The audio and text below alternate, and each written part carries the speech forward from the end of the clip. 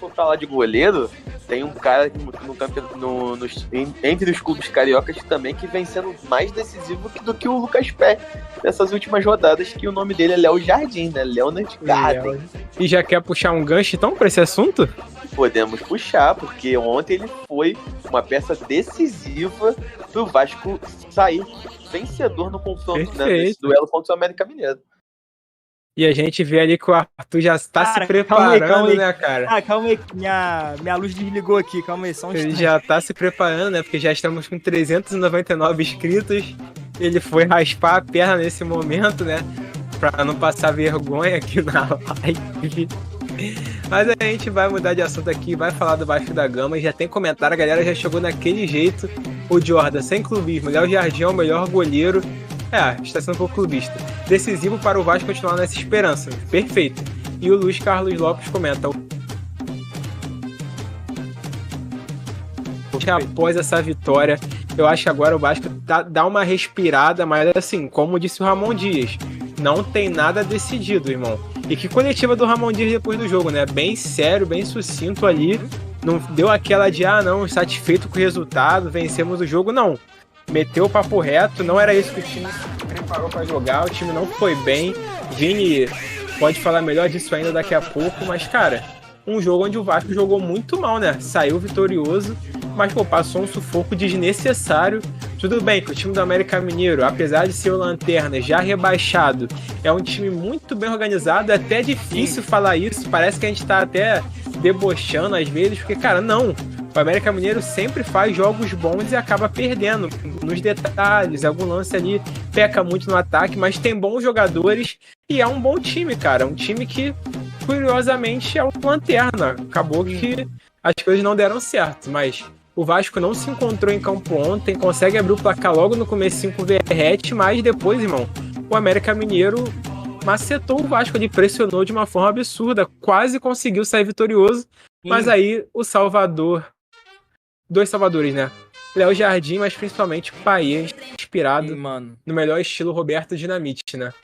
Cara, vou te falar, é uma atuação ruim do Vasco, indo até contra um pouco do que a gente falou no pré-jogo, né? Porque lá no sábado na rádio a gente trocou essa ideia na rodadinha de palpite, e todo mundo falou, cara, a gente espera um bom jogo do Vasco.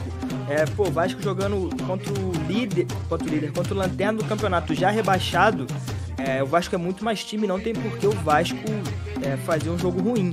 E o Vasco conseguiu fazer um jogo ruim, mesmo com todas as expectativas indo ao contrário, sofreu bastante, cara. Mas eu vou bater numa tecla que eu falei isso, tenho falado isso nas últimas lives e falei isso no sábado também. Talvez esse seja o Vasco ideal, tá? Não o Vasco que todo mundo queira ver, mas o Vasco... Desculpa, esse não é o Vasco ideal, mas é o Vasco necessário pro final de 2023. E aí, o que eu quero dizer com isso? Eu acho que os jogadores do Vasco, não jogadores barra torcida, barra comissão, todo mundo. Eu acho que a galera não pode ir esperando espetáculos magníficos e atuações memoráveis, épicas. Eu acho que o Vasco tem que se concentrar muito mais agora em motivação, vontade e gana. Os jogadores têm que se entregar muito mais do que se apegar a detalhes como um drible ou um golaço. Irmão, se tiver que fazer um gol de joelho, debaixo da trave, faz, porque o 0,5 pro Vasco importa. O que importa são os 3 pontos. E aqui, por mais que esse discurso seja um pouco resultadista e não vai de encontro com o que eu acredito enquanto futebol, é uma realidade pro Vasco da Gama. Hoje o Vasco não pode se dar o luxo de querer entregar um futebol extremamente vistoso e épico, talvez abrindo mão do resultado. Dito isso tudo, também não pode jogar como jogou contra o América Mineiro, porque o Vasco sofreu muito, foi um mau jogo do Vasco. E, de novo, toda essa motivação que a gente falou que o Vasco parecia estar tendo e parecia ter retomado nas últimas rodadas, o Vasco parece ter perdido. Foi um time um pouco desorganizado em campo, não sei se vocês concordam comigo. Parecia um time um pouco disperso, acho que desconcentrado é a palavra melhor. Pode ser. Isso que me chamou a atenção... Nervoso. Talvez isso. Mas uma coisa que me chamou a atenção foi que, por exemplo, no jogo contra o Botafogo, a gente destacou muito o sistema defensivo do Vasco. A gente falou que o Vasco fez uma partida quase que impecável defensivamente, que o time foi muito bem, que o Botafogo não conseguiu jogar, E agora, contra o América Mineiro, que teoricamente é um time mais frágil, o Vasco não conseguiu fazer esse mesmo ímpeto defensivo e essa mesma partida brilhante defensivamente, como fez contra o Botafogo, líder do campeonato à época. Então, assim, era um time medíocre. O Vasco foi um time medíocre. E, assim, medíocre na síntese da palavra. Não medíocre no sentido de ser ruim, como algumas pessoas acabam pensando. Medíocre no sentido de mediano, cara. O Vasco era um time sem emoção nenhuma. Não era relevante no ataque, não era relevante na defesa, não era relevante na criação do meio campo. Era um time. E eu gostei da atitude do Ramon Dias de ter falado daquela forma na entrevista, tá?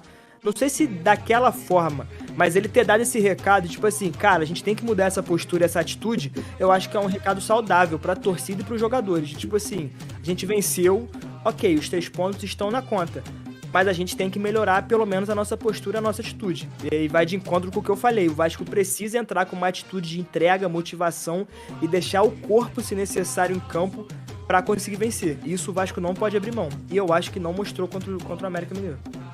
Com certeza. E ó, antes do Vini dar o papo dele, o parecer dele, pedir desculpa aí pra galera, porque, cara, a gente infelizmente sofre com problemas para as nossas plataformas para fazer a live, que em breve vamos melhorar isso, tá?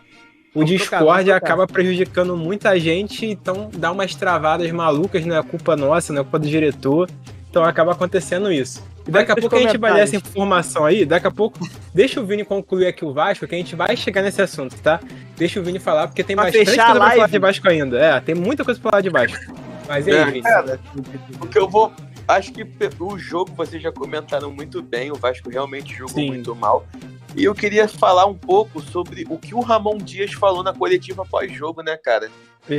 É um técnico que são nessas horas que você vê a diferença de um técnico muito profissional de um técnico que deixa a desejar, sabe? Porque, cara, ele jogar abertamente após o time vencer uma partida muito importante dentro de casa, falar que tá decepcionado com os jogadores porque os jogadores entraram mal, não colocaram em prática o que foi treinado, eu acho isso muito importante ser falado, porque coloca os jogadores no lugar deles, para eles entenderem que mesmo eles vencendo, não foi o que o técnico queria. E isso é muito importante para dar aquela chacoalhada, para em nenhum momento o ritmo cair. Porque pode ser que agora, tô com 40 pontos, irmão. Então, beleza. Então, vamos que vamos. Vida que segue, a gente já tá na Série A. E não, cara. O Ramon Dias é um motivador, é um cara que deixa a todo momento os jogadores ligados. Porque, realmente, cara, o Vasco jogou muito mal. Não colocou em prática. Eu ouvi a torcida cantar um negócio que eu já não ouvi há algum tempo. Que é o famoso, abre aspas, ei, Vasco, vamos jogar. Vamos jogar. Fecha aspas. Tinha tempo que eu não ouvia isso. E ontem a gente ouviu essa parada, tá ligado? E, tipo, por exemplo, fosse o Barbieri no comando técnico, ele fala, o nosso time soube sofrer, o nosso time soube administrar no momento de adversidade. Mas não, o Ramon fala a verdade, joga limpo, entendeu? Cobre os jogadores, e eu acho que isso é um dos fatores que mantém o Vasco alerta e que mantém o Vasco vivo até agora na Série A. Porque se fosse esse discurso passivista que vinha sendo aplicado, o Vasco perde pro Santos. Mas o Santos está acostumado a estar na Série A mais do que o Vasco. Mas o Vasco perde do Flamengo. Não, mas o Flamengo tem mais investimento que o Vasco, que eram discursos, né, recorrentes do Barbieri.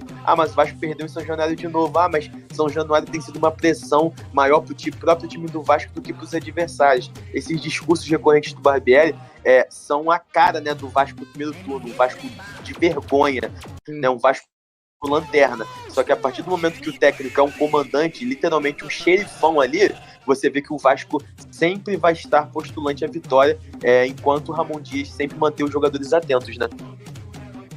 Perfeito. É isso. Quer botar aquela arte do diretor na tela que ele tinha colocado e sumiu rapidamente?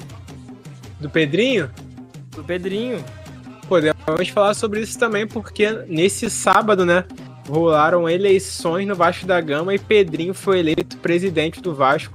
Vou pedir até pro Vini trazer a palavra aqui pra gente. Chorou. O Pedrinho ou o Vini?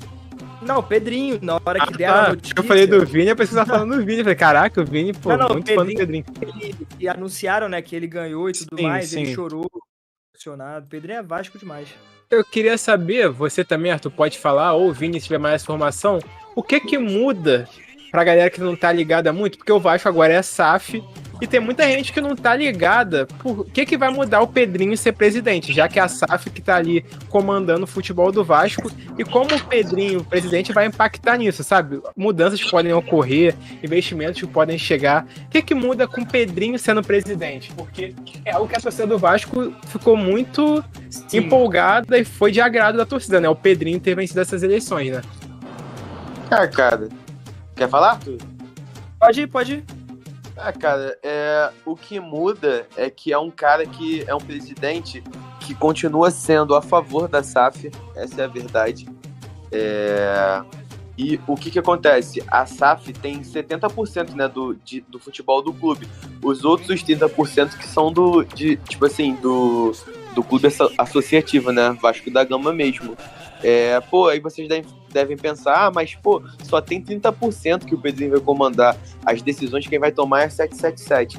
Só que, cara, o presidente do Vasco da Gama, ele tem 2 cadeiras no Conselho Administrativo do Futebol e é responsável por fiscalizar os aportes contratuais da 777, entendeu? E, ele representa o torcedor do Vasco, né? E é aquela parada. Caso a 777, que é a empresa detentora da maior porcentagem, né, do Vasco da Gama, for contra algumas escolhas que o Pedrinho tomar, óbvio que a torcida, né, que é o maior patrimônio do clube, vai a favor do cara que é ídolo, vai a favor do cara que é identificado com o clube, não vai a favor da empresa, entendeu? É óbvio também que vendo quais são os intuitos, né? Mas eu creio que os intuitos do Pedrinho são os melhores possíveis. Como eu disse no sábado, tem seus prós e contras, né? A gente tem que ser imparcial nesses momentos, por mais que a minha preferência foi o Pedrinho. Mas a gente já teve uma experiência muito ruim com um presidente sendo um ex-jogador muito identificado.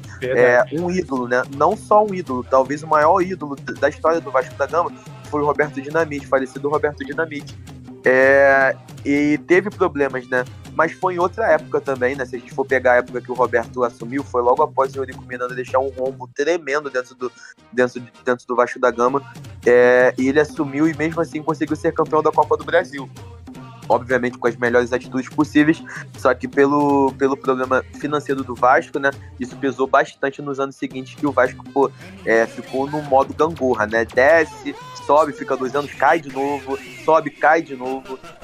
Creio que agora, né, com os aportes da 777, o investimento feito no clube, talvez essa realidade mude, e para muitos vascaínos não ia mudar esse ano, porque o Vasco era postulante ao rebaixamento ao fim do primeiro turno, né, e tal, mas eu acho que foi muito importante o Pedrinho ter entrado, porque ele é a favor da SAF, ele quer conhecer a SAF, e esses 30% que ele é detentor, né, uma das coisas é São Januário, né, a casa do torcedor vascaíno, e é importante porque ele já está procurando parceiros, né, para renovação de São Januário, para reformulação, já tem aí o potencial construtivo que o Eduardo Paes, o nosso prefeito do Rio de Janeiro, já assinou e tal, então o Vasco vai reformar São Januário e ele vai ser o principal, né, ele vai ser o mandante nesse serviço de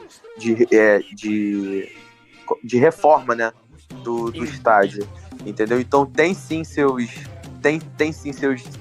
deveres dentro do Vasco, tem sim sua força, tem seu nome e também vai participar juntamente com a 777 de contratações, do que é melhor para o clube, e nada nem melhor do que ninguém de que um cara que foi nascido e criado dentro de São Januário, que seu pai trabalhava dentro de São Januário. Então o torcedor do vascaíno, em sua grande maioria, né, como foi o reflexo nas urnas, na votação, tá feliz com o Pedrinho presidente, e a gente espera o melhor possível, né, para ser conhecido o Pedrinho nesses próximos 3 anos que ele será presidente do Clube de Regatas de Vasco da Gama.